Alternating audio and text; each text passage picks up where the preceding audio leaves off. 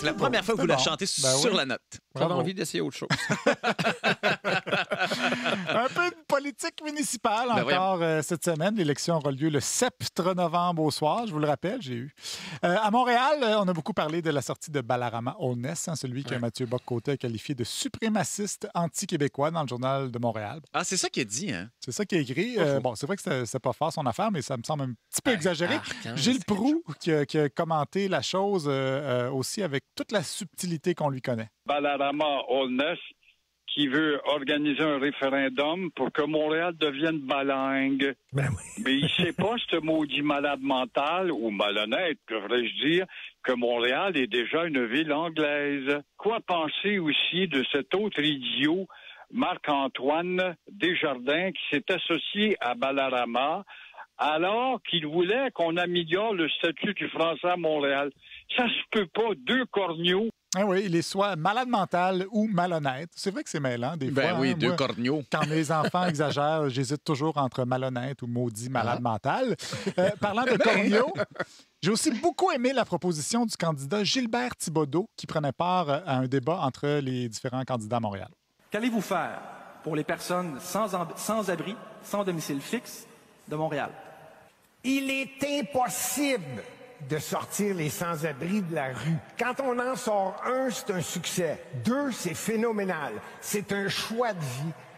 Pourquoi pas leur dire de s'installer sur un terrain précis, leur offrir de la terre, qu'ils plantent des légumes tout l'été et qu'ils s'habituent à un rythme.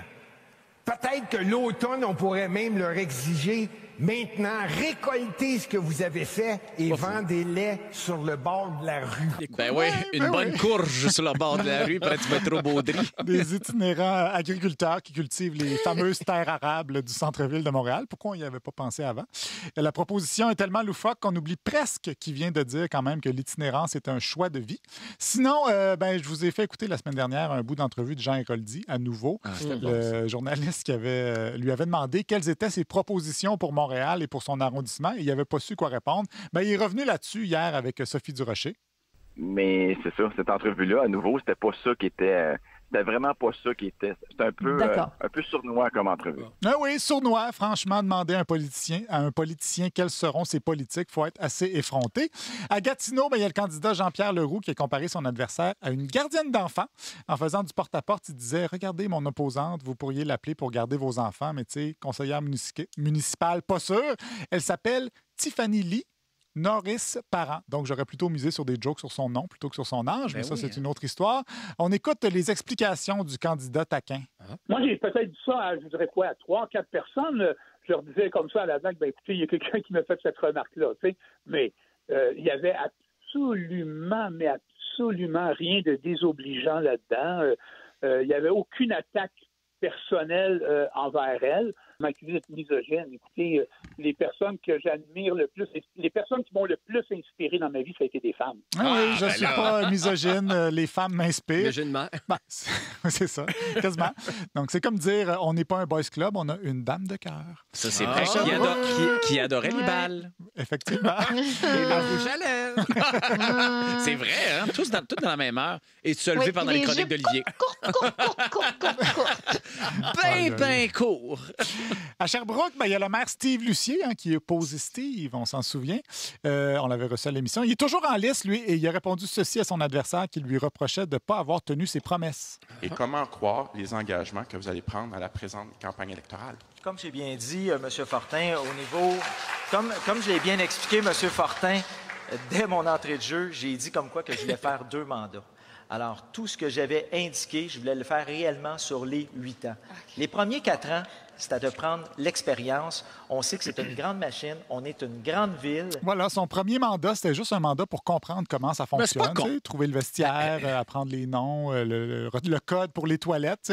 Laissez-lui la chance de s'installer. Par ailleurs, tous les candidats à la mairie de Sherbrooke ont répondu à quelques questions un petit peu légères pour le journal La Tribune. Il y a Évelyne Baudin, celle qui avait une belle chanson qu'on a écoutée la semaine dernière. Luc Fortin, qui est un ancien député du Parti libéral, et Supposé Steve, lui, qui arrive encore à nous surprendre. Potager ou piscine? Bien, contrairement aux gens, ce qu'ils vont penser, les gens vont penser c'est piscine. Non, c'est potager. Ben oui! Vous attendiez à la piscine? Ben ouais, mais dans quel contexte? C'est quoi la question? Potager ou piscine? Moi, j'ai mélange tout le temps. Ben oui. Le gars me plantait des carottes. Sans arrêt. Colin. Il y a aussi un certain Patrick Tétrault qui est assez étonnant. Lui, il était absent du débat pour des raisons vaccinales. Mais il a quand même... c'est ça pour vrai. Il a quand même pu répondre aux petites questions rigolotes de la tribune. Achat en ligne ou en magasin? En ligne. Voyons, je peux-tu en voter pour lui? C'est plus pour les filles, je pense. Ah, ben voilà. C'est un préjugé, mais... Ouais. Ben, ouais, c'est vrai. En même temps, tu vas acheter tes robes de balou. C'est ça. Il faut bien que je les essaye. C'est peut-être un préjugé, dit-il, mais je sais pas. Faut vouloir quand même pour réussir à se tirer dans le pied avec une question comme achat en ligne ou en magasin. En magasin, c'est plus avec pour une question comme ça. Faut le vouloir. Mais surtout, il a répondu à 7 questions existentielles. La chose dont vous avez le plus peur? La première idée qui me vient en tête, c'est une vieille farce de mon ami au secondaire, parce que je viens de m'acheter des verres de contact. Bon. C'est d'avaler ces verres de contact. Mais je dirais pas que c'est la chose que j'ai le plus peur. La chose que j'ai le plus peur, c'est de rater ma vie.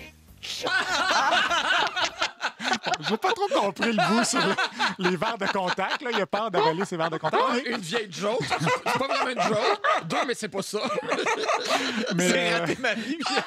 Oh mon Dieu. Monsieur Tétrault, qui a quand même 52 ans et il craint plus que tout de rater sa vie. Jeune. On sent qu'il est à un point tournant, donc on lui souhaite bonne chance.